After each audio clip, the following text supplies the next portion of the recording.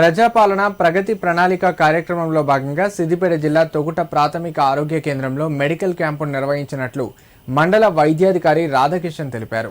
Orthopaedic, పిల్లల వైద్యులు, దంత వైద్య నిపుణులు, కంటి వైద్య నిపుణులు, గర్భవతులకు ప్రత్యేకంగా గైనకాలజిస్టులు హాజరై వైద్య పరీక్షలు చేశారన్నారు. శిబిరంలో సుమారు 220 మంది వైద్య సేవలను వినియోగించుకున్నారని తెలిపారు. 23 మందికి రక్త పరీక్షలు నిర్వహించడం జరిగిందని పేర్కొన్నారు.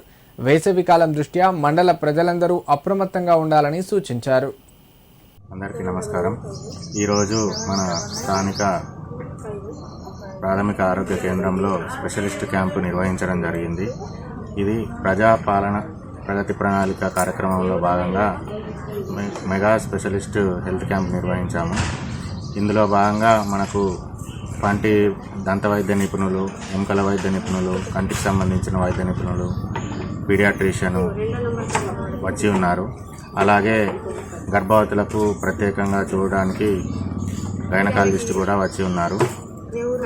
మన మండలంలోని ప్రజలందరూ కూడా ఈ స్పెషలిస్ట్ సేవలను వినియోగించుకుంటున్నారు. ఈ కార్యక్రమాన్ని విజయవంతం చేసినందుకు కృతజ్ఞతలు.